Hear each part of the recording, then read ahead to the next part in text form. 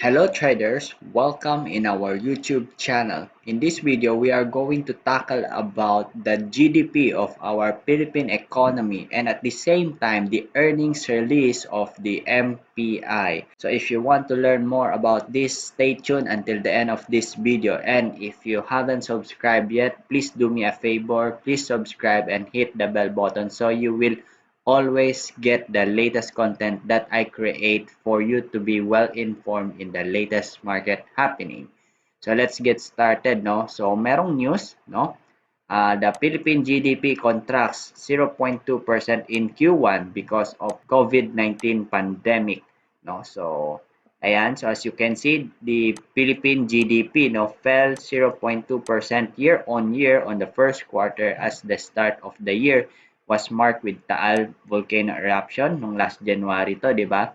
And the coronavirus disease 2019 no na nagsimula noong March no, mga mid-March no. So which not only slowed global trade and tourism but also forced a domestic lockdown to contain the disease. So in this case, we did not see yet the full effect of the COVID-19 kasi nga nangyari ito March, no? Eh, ang covered kasi ng Q1 is January, February, March. So yung April at yung kalahati ng May, sakop yan ng Q2. And yung kalahati ng May at the same time, tsaka more likely hanggang June, no? Eh kung mag-undergo yan ng GCQ or General Community Quarantine, of course, it will have an impact with the Philippine economy pa rin, no? Although kahit papaano makakatulong siguro ng konti, but yet we cannot see or rely on the full recovery of our economy. As you can see, no, the only way for us to kahit papaano to recover in our economy is just to see if the COVID-19 has any cure or any vaccine. Kasi itong lagpas ng 2 months, no, or sabi nating 3 months, ay medyo critical na yan for us, no? Kasi yung stock market, no, our index is trading at around like 5,500 level. Kaya pansin nyo, nagsa-sideways. Kasi expected na kasi ng market na it will last at as up until like 2 to 3 months, no? Yung lockdown na yan, yung COVID-19 na yan, na pandemic. Kasi sa ibang bansa like Taiwan, ilang buwan nang nila na-implement, no? So, this is very crucial for us kasi ang COVID-19 cases natin, imbis nag-flatten the curve, ngayon nasa around 10,300 mahigit na, no? So, parang napapansin mo, parang kada araw, parang 100 yung nadadagdag sa bagong case, no? So, medyo alarming pa rin yan. And we already hit the 5 digit, no, in the first 2 months pa lang, no? So although nakatulong yung lockdown, pero of course that has a side effect on our economy. Kaya gaya nga ng sinabi ni Mr. Roque, no, na binabalanse ng government natin ang karapatan makapaghanap buhay at the same time karapatan mabuhay, no? So it is a very very tough decision with the government, no? So as you can see, eto nga may nakasulat dito, we are monitoring reports from other countries and it looks like there is no magic medicine for this thing, no? Sabi ni Dominguez, no, ito yung isa sa mga cabinet member ni President Duterte wherein he is the chief economic manager, no? So as you can see, itong index natin, no, kung i-try natin i-extend to, no, we can see at around like the index will trade, no, more probably in a sideways manner pa rin, no, in the 5,500 level of support, ultimate support, and with the resistance at around 6,000 points, no? So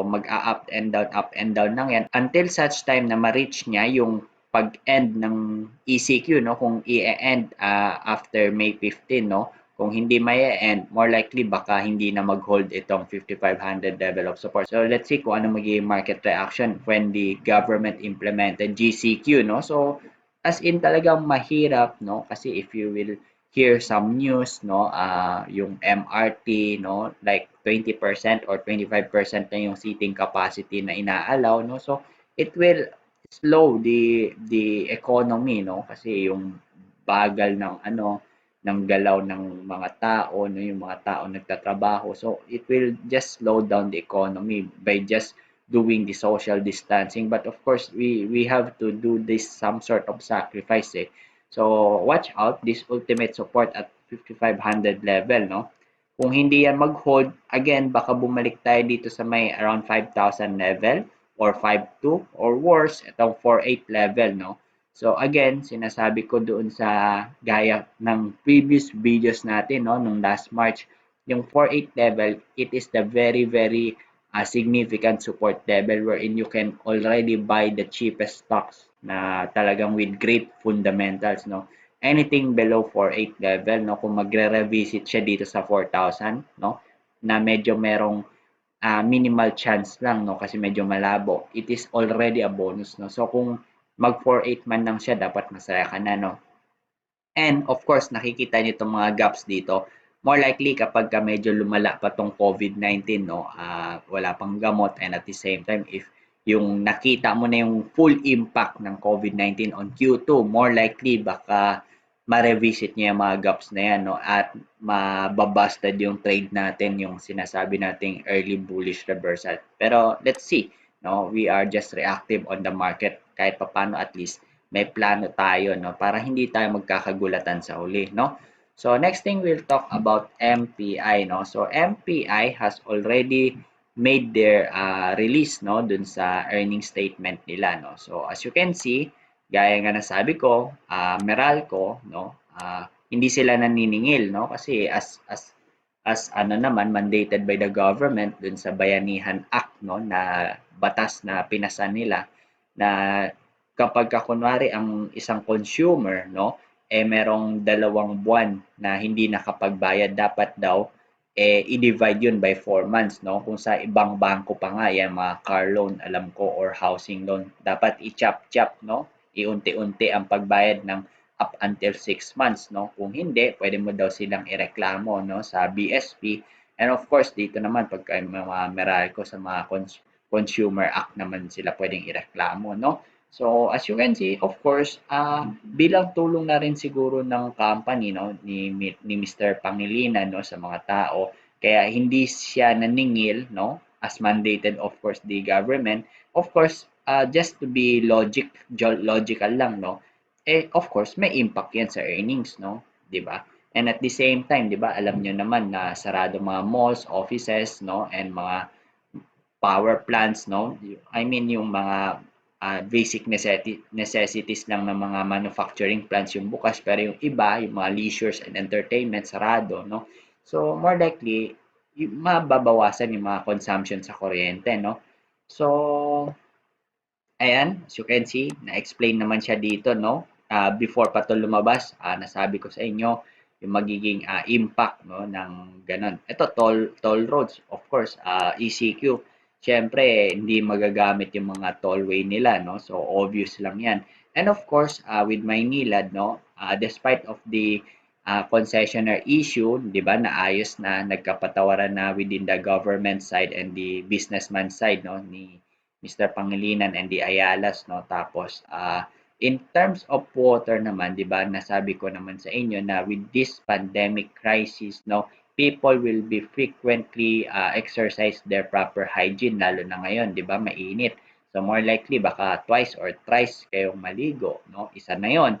And pangalawa, yung mga proper hygiene, no, hugas ng kamay, o kaya yung mga disinfection, sanitation, no, sa mga iba't ibang lugar, especially with the hospital, no. So it will increase the consumption of water, no, kay private sector ka man or kay public sector ka man, no. So talagang ano, kung residential ka man or commercial, no, so talagang tataas talaga. So expected na tataas talaga ang demand ng kuryente, ay ng water, no. Ayan, no, as associated din with global warming, no.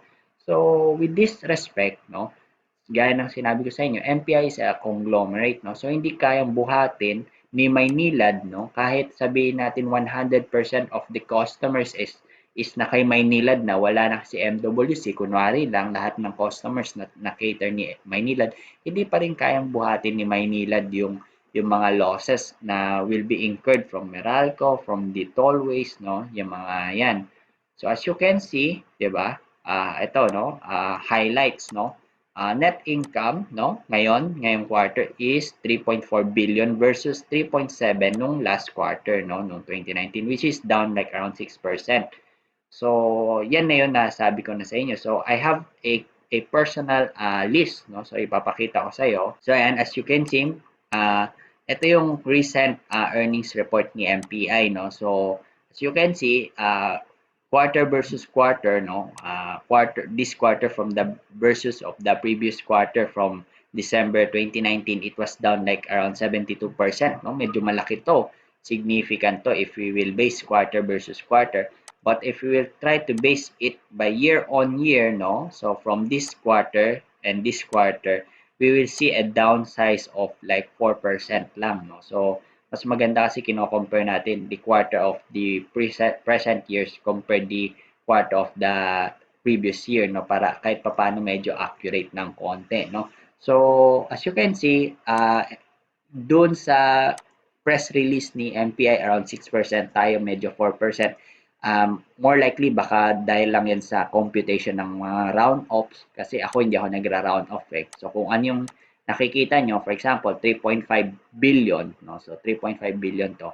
Ito kasi hindi ko pa nakukuha yung pinaka-actual na ano kasi kaka-release lang kahapon eh, no? So let's see. Pero more likely, around roughly ganyan yan, 4, 5, 6%. Hindi naman magkakatalo yan. So, which is very, very significant yan kasi in just one quarter, down ka ng like around 6%.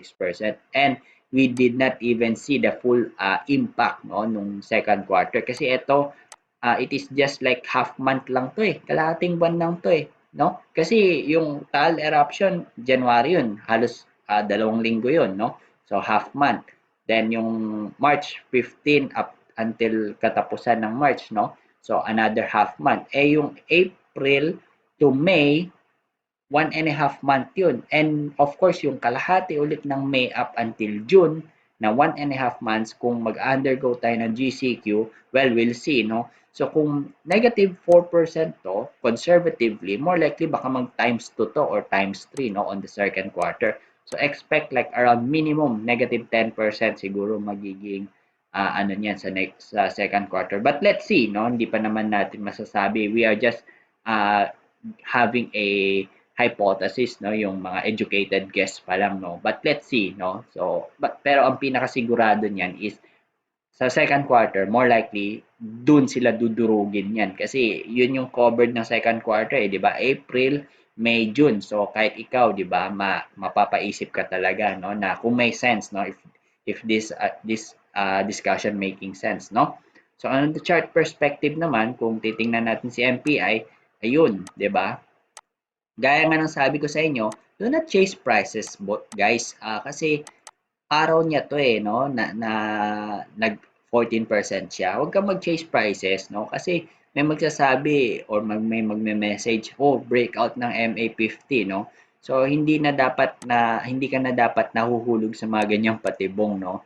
Kasi this was just the result of the ano eh, yung paghingi ng tawad ni President Duterte against the Ayalas and the Manny Pangilinan, which is those businessman tycoons, they wholeheartedly accepted the apology. So, more likely, doon na ignite yung price. Kasi nga, di ba, may water concessionaire issue sila. Sabi nga ni President, he is willing to talk with them, no, to sit down with them kung kailangan, no, kung pag-usapan kung anong lapses, kung papaanong remedyo ang pwedeng gawin no para align yung vision ng government at the same time with the private sectors no.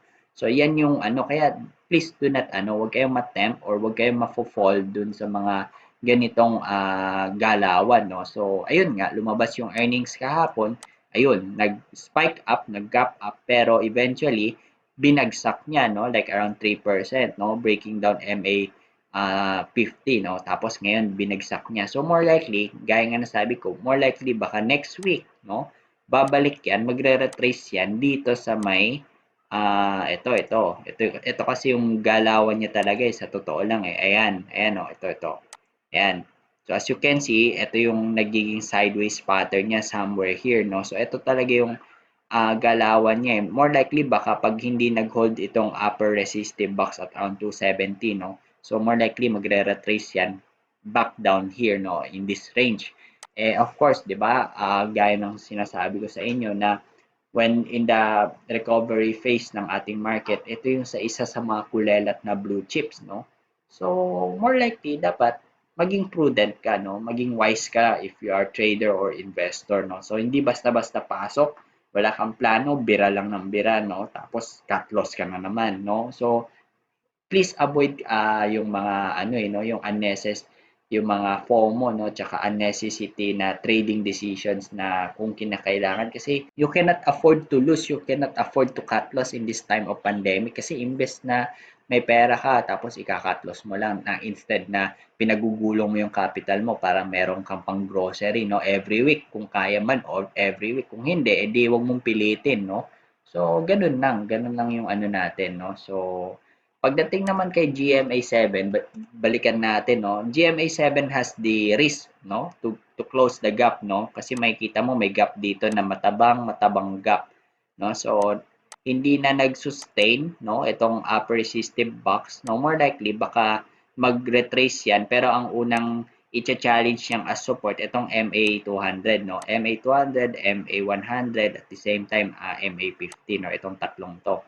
So more likely kung di mag-hold yan, baka balikan niya no, yung closing the gap. And as you all know, no, itong GMA7, speculative move lang to no, because of what happened recently with ABS-CBN. No. So I have gathered some source. No, I'm not sure kung ito is legit. No, please validate it. No.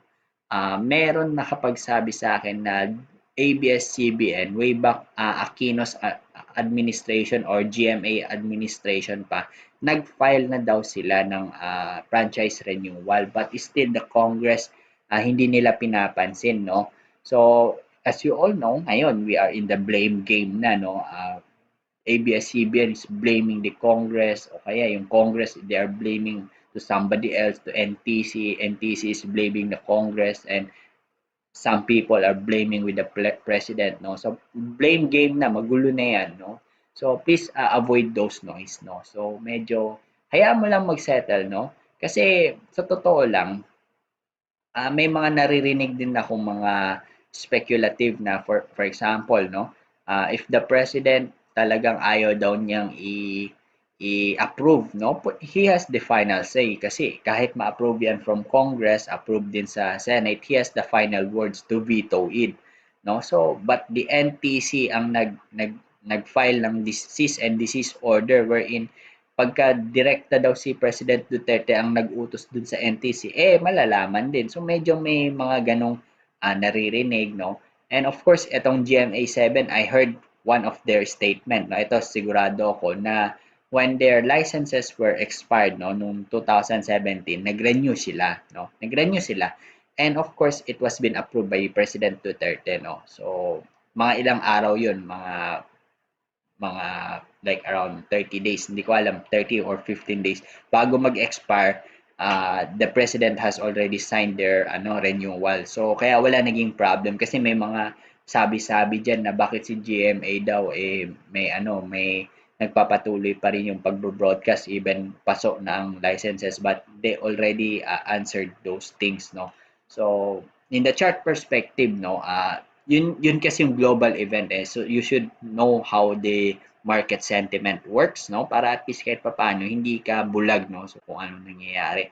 So in the perspective of the stock market naman, do not expect GMA7 na to trade spectacularly kasi it is just based on rumors or based on speculative no. So medyo avoid mo yan kasi ang magandang plano pa rin naman talaga natin is yung bounce play kay ABS-CBN at around like 10.50 no, mga ganun, 10.50, 12.50 or around 6.50 yata ba yun? Yun yung mga major significant support but unfortunately hindi tayo napagbigyan kasi nga traded temporarily halt no or suspended yung trading.